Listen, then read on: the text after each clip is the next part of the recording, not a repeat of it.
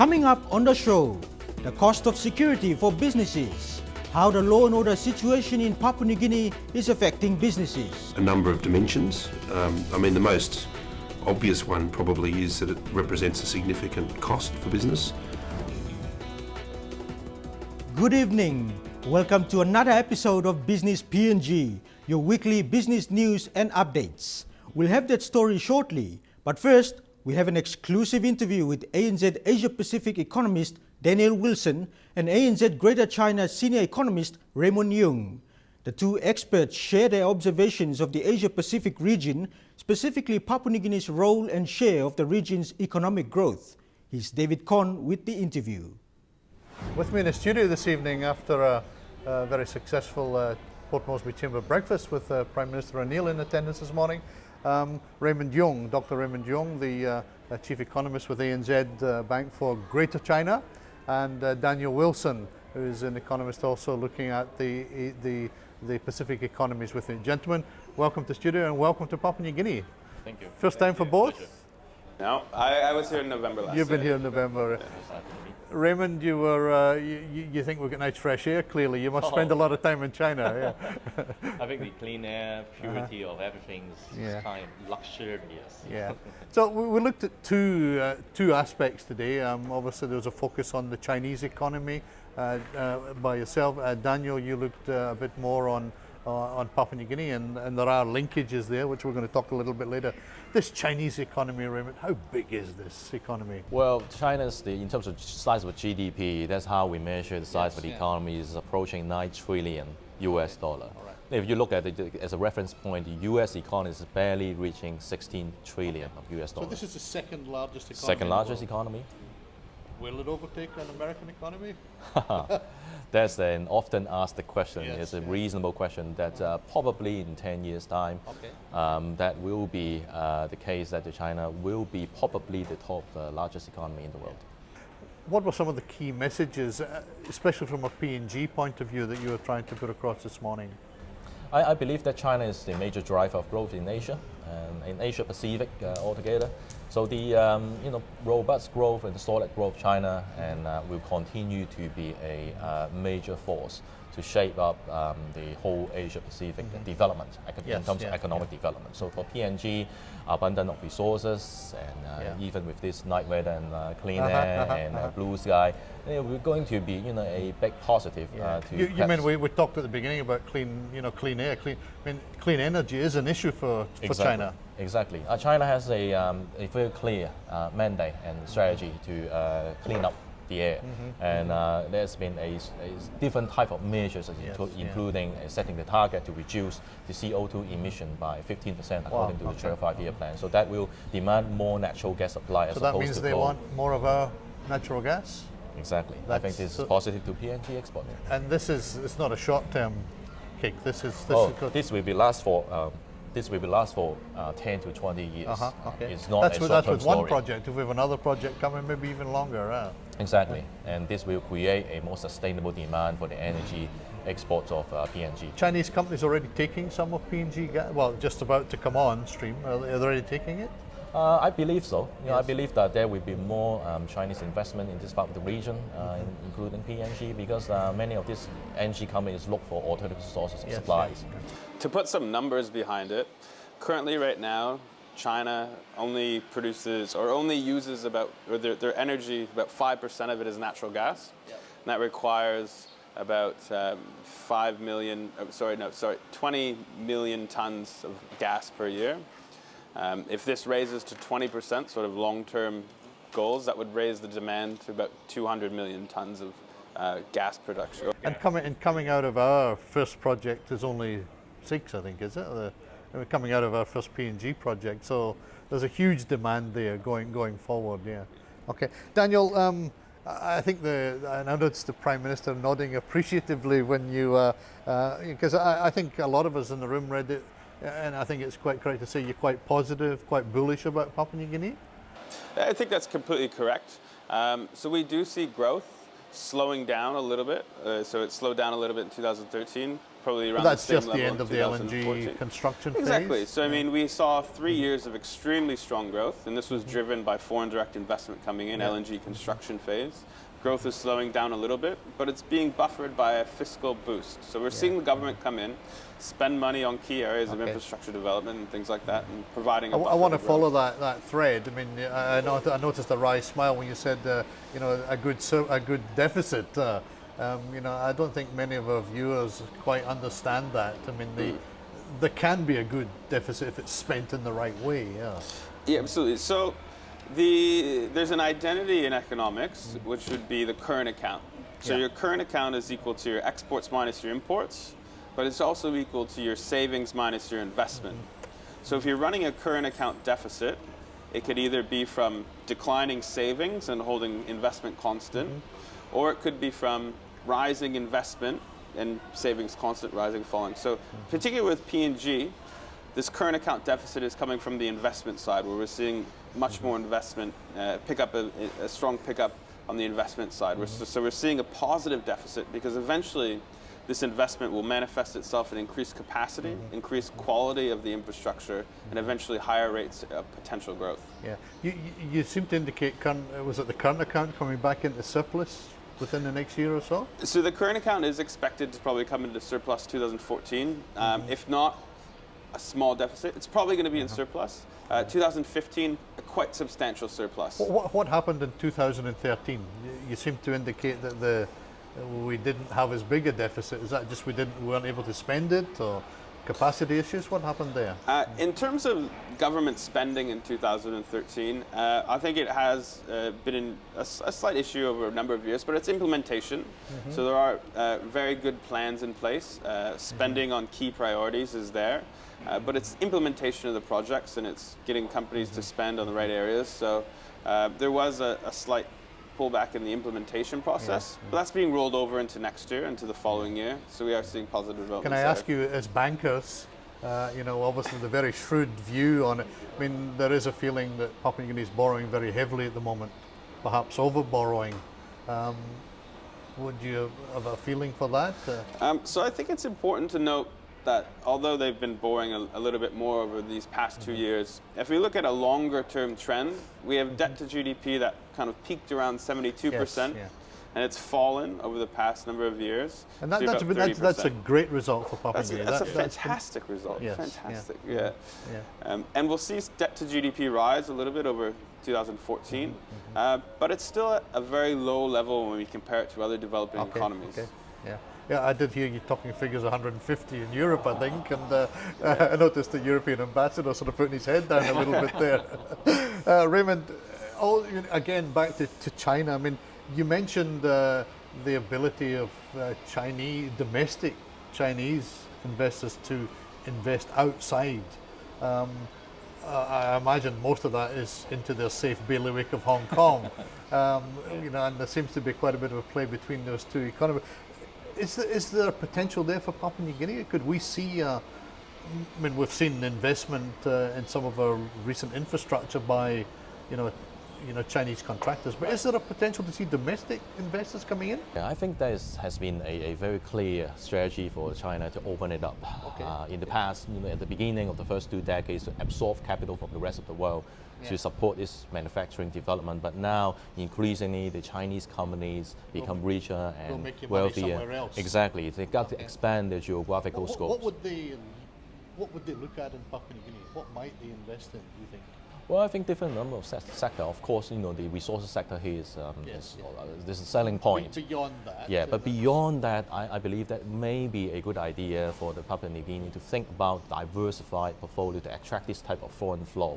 Not concentrate purely on real estate, for example, but more in terms of, for example, tourism is probably something that the Pacific region need to consider. We'll come back to that because I thought that was a very interesting point. Agriculture, I'm specifically thinking. I mean, and I'm thinking to that recent ANZ report on imagining, you know, PNG in the 18th century. I mean, what could China do for Papua New Guinea in agriculture? I'll give you an example. Now, China demands more soft infrastructure going forward, and a specific example is the relaxation of the one-child policy. Yes, yes. So now a family can give two children.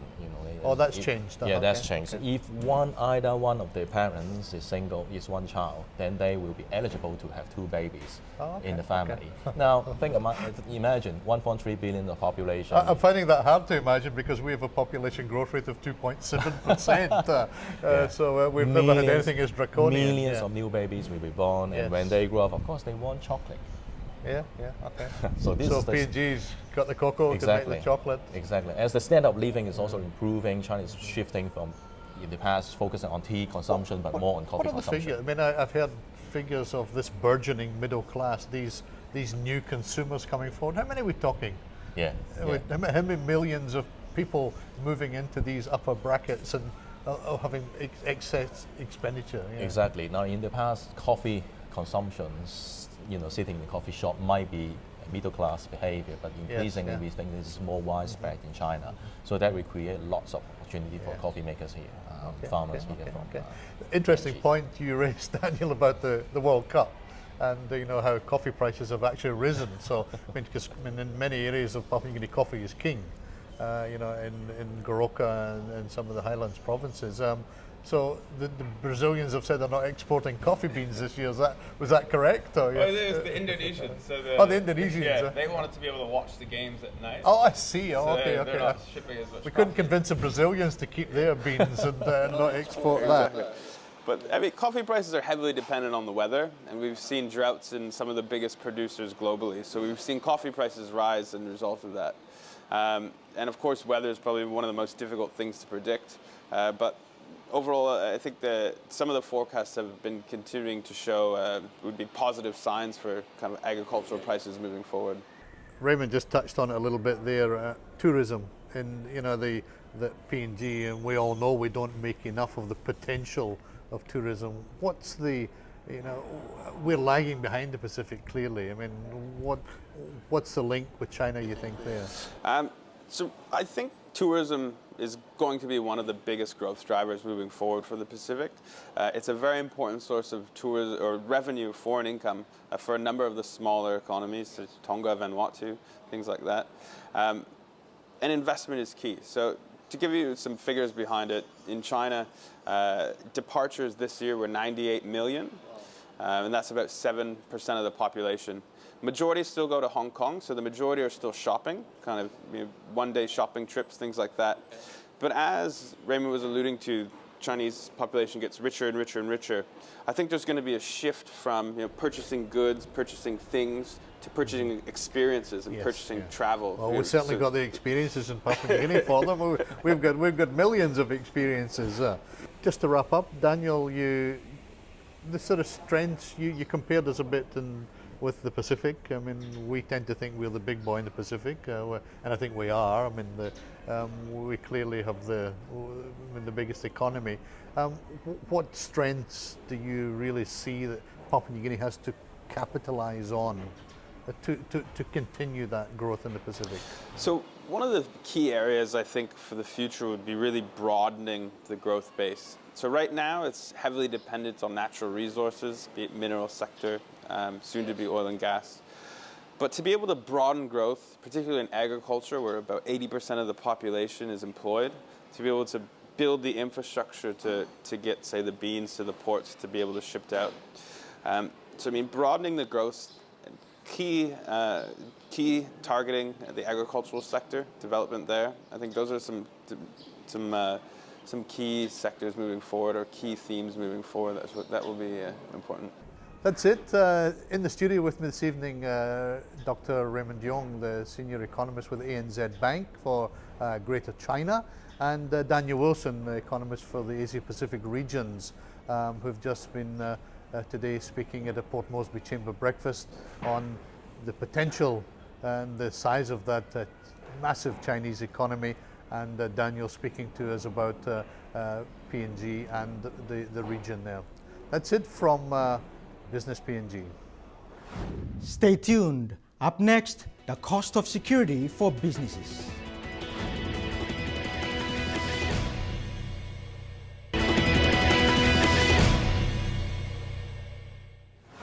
Welcome back. You're watching Business PNG. The law and order situation in Papua New Guinea is affecting businesses in a whole variety of ways. This is according to feedback from businesses during private sector surveys that have been carried out over the last 2 decades. Despite some slight improvements, law and order and corruption still top the list for impediments on businesses, and this is costing businesses a lot in ensuring security for themselves. The cost of doing business in Papua New Guinea is deemed expensive compared to a lot of other countries. One of the significant factors is the cost of ensuring security for business. I think the PNG Chamber would, and its members would regard security as one of the major issues in Papua New Guinea for facing business, and it has a number of dimensions. I mean, the most obvious one probably is that it represents a significant cost for business. If you look at, I've seen some analysis done, if you look at the costs in the profit and loss statements for companies in Papua New Guinea or businesses in Papua New Guinea, it's often 10 to 12% of their costs of providing security. Now, this is something that if you had a fully functioning policing and security provided by the state, that would be a cost. I mean, you'd have some security, but it wouldn't be anywhere near as much as what it is for businesses. A recent survey by the Institute of National Affairs, covering feedback from private sector businesses, concluded that the country's law and order problems were a huge burden to businesses. The survey itself did indicate that there was a perception that law and order had improved somewhat since 2002 and 2007. It's still the biggest impediment. Corruption is still the second biggest impediment, and let's face it, corruption is a form of law and order problem. In some regards, some of the areas of corruption, for example, relate to particular government institutions, and businesses found that corruption in the field of land and availability of land, but some aspects of finance and also supply and tenders board. According to the survey, 35% of the businesses surveyed suggested that the business and investment decisions were highly affected by law and order problems, while 45% were fairly affected. Only 18% of the respondents indicated that they were unaffected by law and order problems when making investment decisions. The survey suggests that large businesses are more affected than small to medium enterprises. Apart from private security firms that have been hired by companies, the country's police force also plays a vital role in providing a safe environment for businesses to operate in. The Royal PNG Constabulary has been unable to effectively deliver services to the people due to lack of proper funding. This has been seen to be a contributing factor to the country's high crime rate, particularly in the capital, Port Moresby. This has been seen to be a contributing factor to the country's high crime rate, particularly in the capital, Port Moresby. The city has been ranked by some listings to be among the top 30 cities that are regarded as the most dangerous in the world. The websites uncoverdiscover.com and list25.com rank Port Moresby among the top 12 of the most dangerous cities in the world. Don't go away. More on the cost of security for businesses after the break. Stay with us.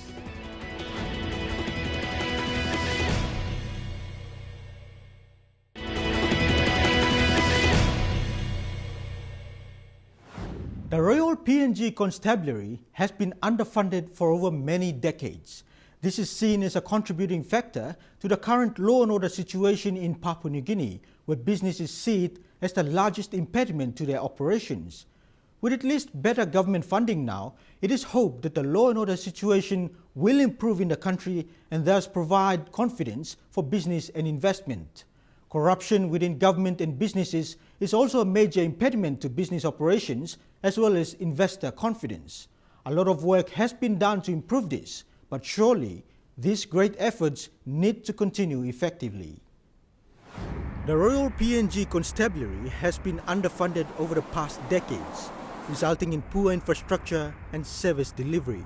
Police Commissioner Tom Kulunga revealed this last month, stating that for the first time, the police department received better allocation of funds last year for implementation in 2014, and this is expected to continue for the next couple of years. The police organization, for a long, long time, we've been very much underfunded.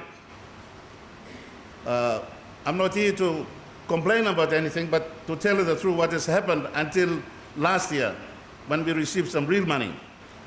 And therefore, all of police infrastructure, all of police activities across the country have deteriorated to such a stage where you're virtually choking. And we've been told to make to do with what we've got. In fact, we had nothing to make to do with.